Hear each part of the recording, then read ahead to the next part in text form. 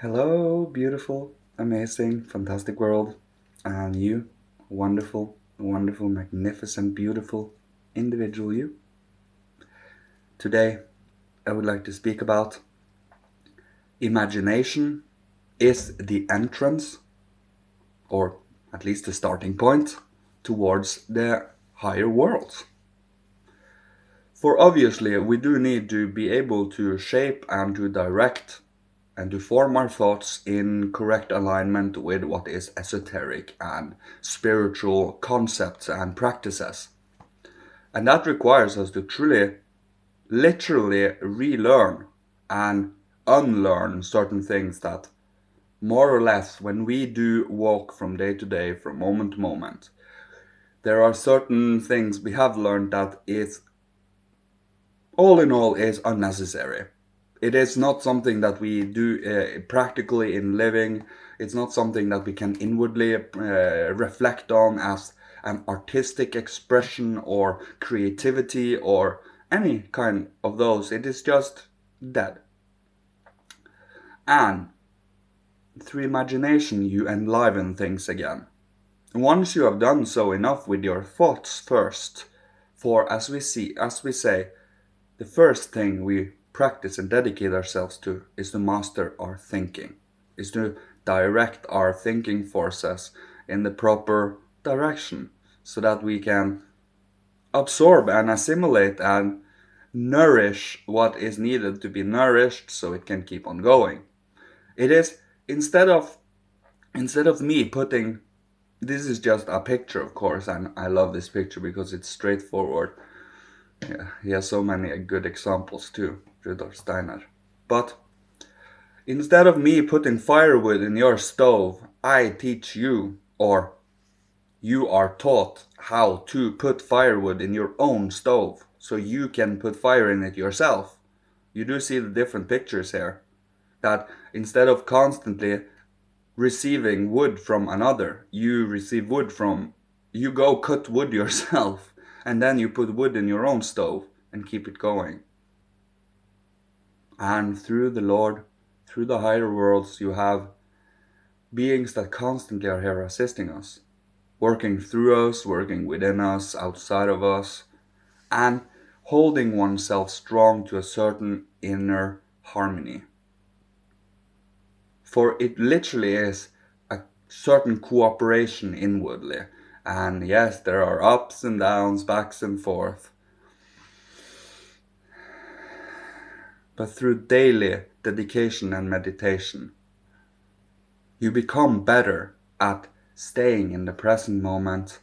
And from this present moment, we dedicate ourselves to whatever situation, experience, or, well, area we are to focus on.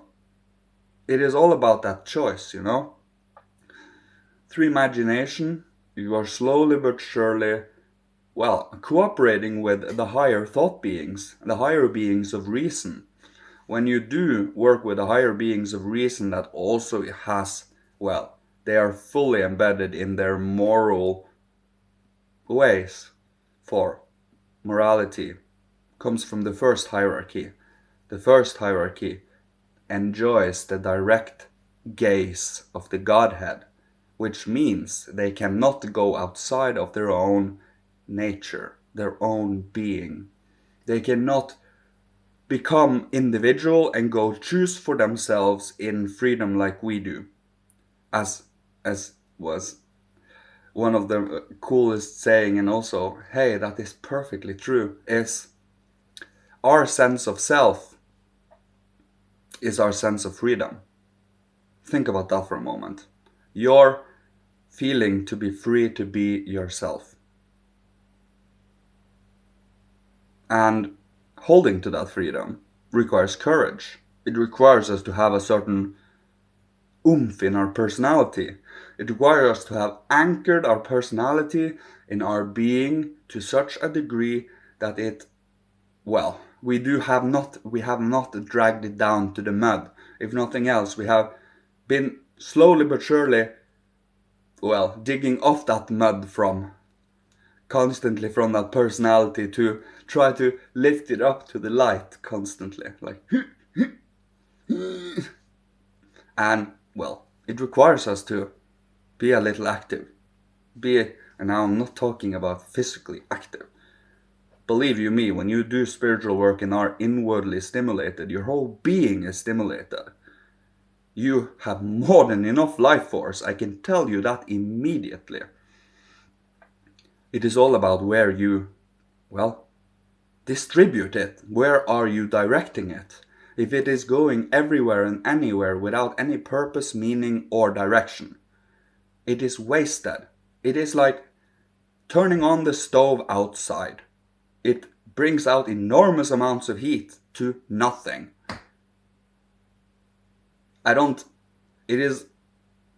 We do have our rest periods. We do have our breaks.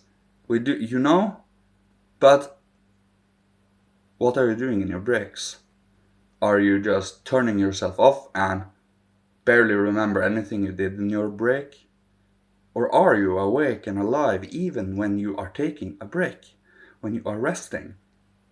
Of course, when we are resting, it means we do not use our ego and spirit to necessarily stimulate our inner being to a more intense degree.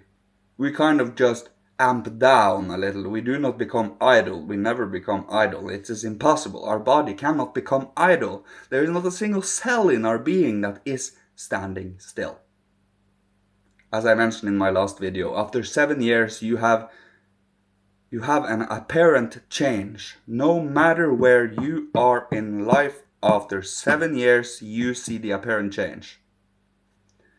And that is because we do go through our 7 years cycles. And we build certain faculties for every 7 years.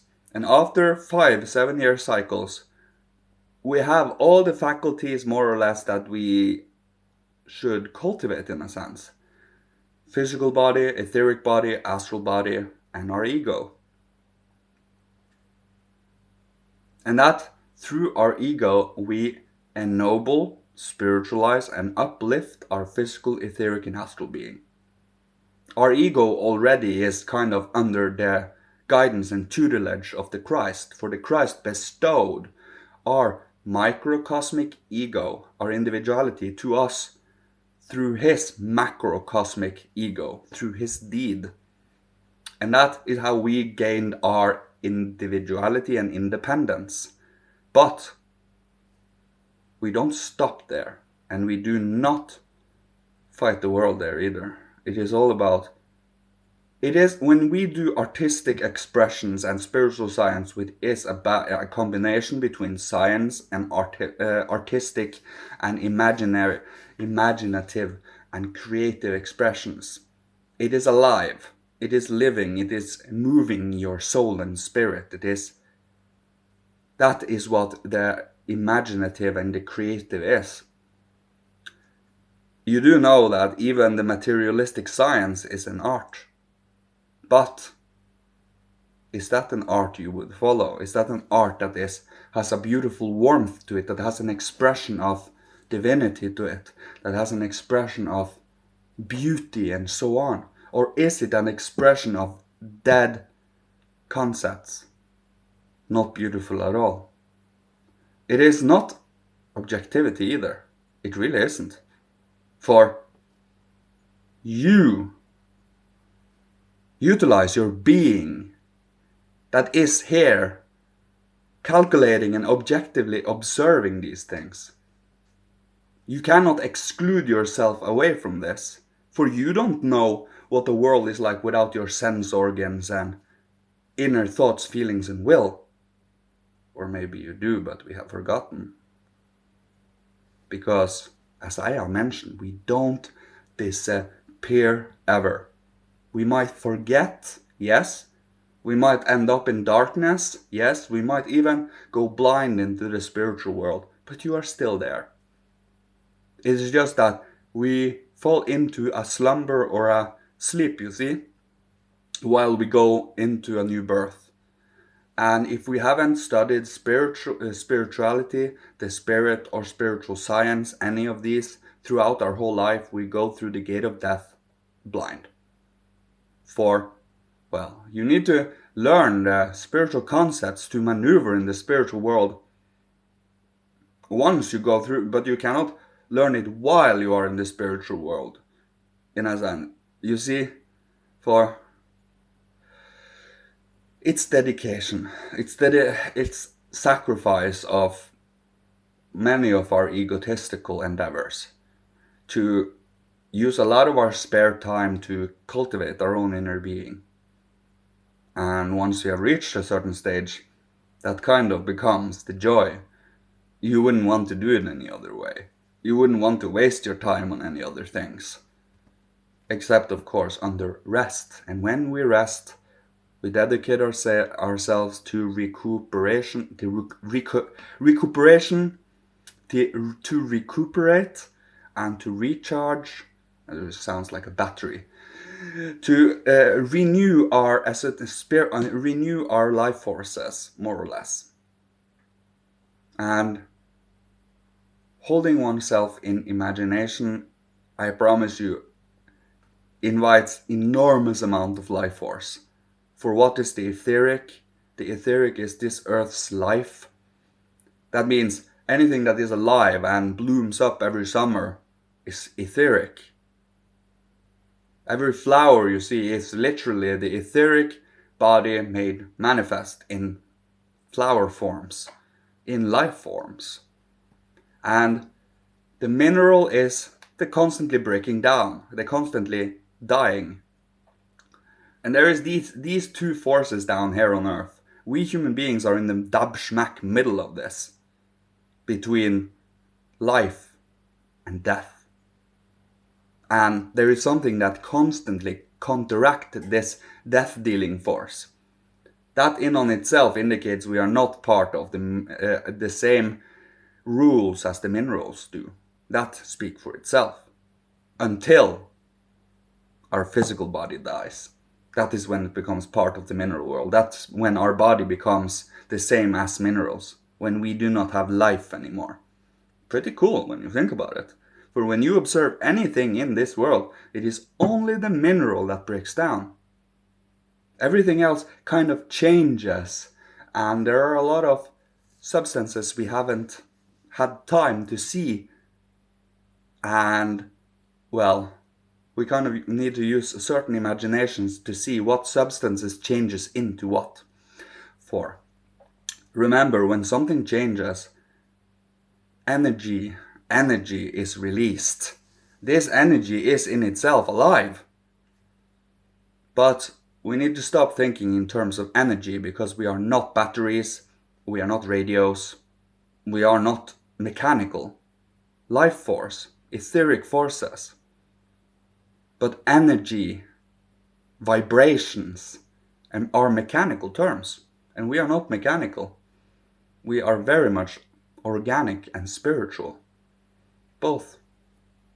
For we need the spiritual to build up our forms, to have impulses of direction, to have inspiration and creativity, but also knowledge. And knowledge comes from creativity.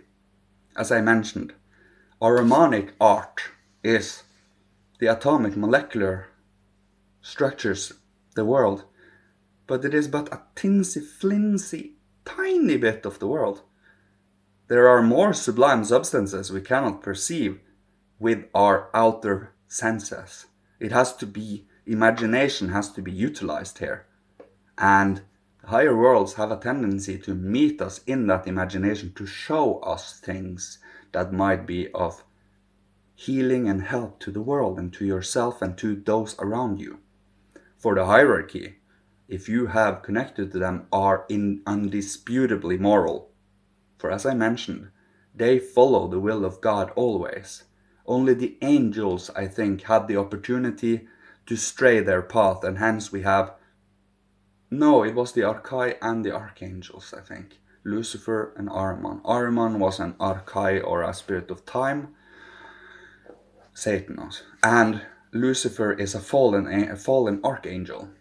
They are different. You see, Ahriman has always been an earth being here, kind of. He is the ruler of this underworld. When we got tempted from the paradise and got more and more condensed down into physical forms, we come closer and closer and closer to the Ahrimanic realm, and Lucifer is constantly tempting us spiritually. So Ahriman is tempting us physically, and Lucifer is tempting us spiritually. Sorath in later times will tempt us egotistically. That means from our ego.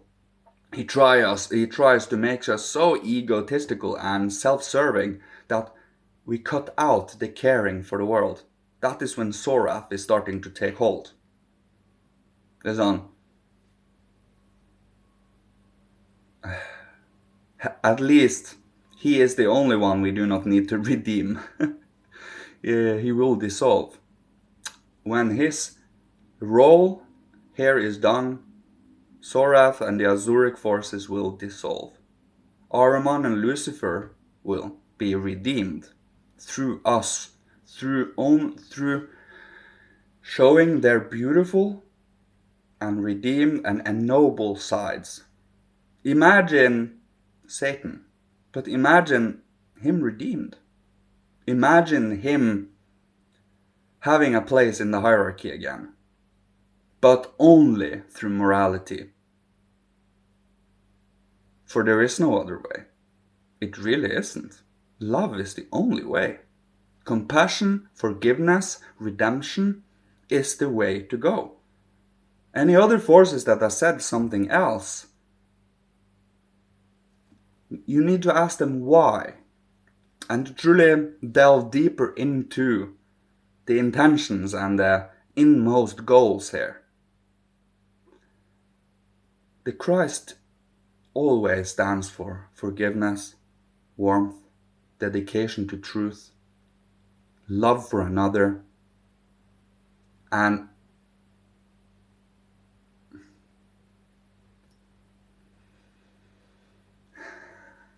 he truly is someone you can come huddle under when you feel afraid, when you feel that you need a being that can always be here comforting us. And it is difficult to explain it, but he always is here now. He is here in our hearts. He is here in, well, perception, if we allow him to come in through a certain area and in a certain direction. And that is what I will leave you with today. So remember, keep your imagination alive, because there is a reason why certain practices have forbidden imagination. Because had they used imagination to perceive the beings that they are forbidden to see, they would flee, because these beings are perceivably scary. But I digress.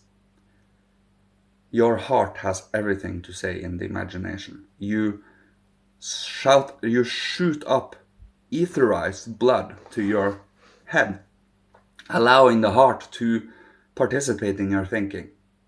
To never let go of your heart while you think, because that is when you are introducing in thoughts without any morals. You fully well know what I mean here. Your thinking is also moral. It is about time we cultivated that and allowed ourselves to be able to think in a moral way too. I mean, in relation to our moral feeling. So instead of separating these, we include them all. You become one whole being that are participating in the whole process of whatever you do.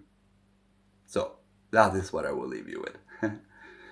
May Father, Holy Spirit, Christ, Michael, ancient masters of old, ancestors from every incarnation, bless, protect, guide, and love you.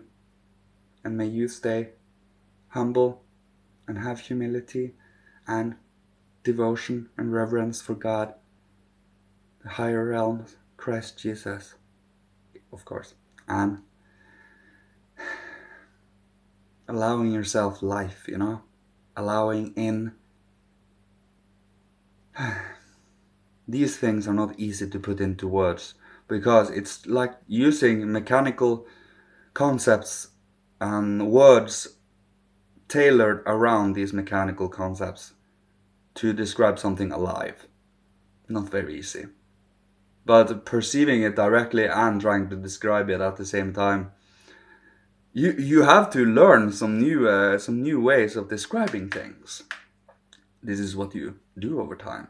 Although you do always participate in the world in a sense, speaking with other people, socializing, studying individuality and groups and anything that comes in your path.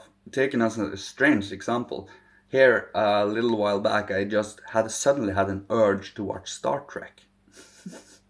And by truly looking for esoteric and spiritual truths, even in the strange, in the most unexpected of places, you find it. Even if they are not 100% aligned to what you have been learning and growing, is it one thing I can guarantee. When you are on the spiritual path, the higher worlds go bonkers with the signs. You see repeating numbers everywhere. You see sentences, and you experiences things that is whoa. Okay, that is undisputable, and it is amazing once you have the trust, to keep on going, keep on moving. That is when they will always be here, encouraging us. That is the science. Keep on going. Keep on going. So, love you so much. May you be protected, and may you be provided for with all that you need to survive, live, and thrive. And may you be held in moral standard and love and compassion from the higher worlds, and hold a certain discipline for our own inner being, and striving for truth development and Philadelphia, community of sibling love. So, I love you. Thank you so much. See you. Goodbye.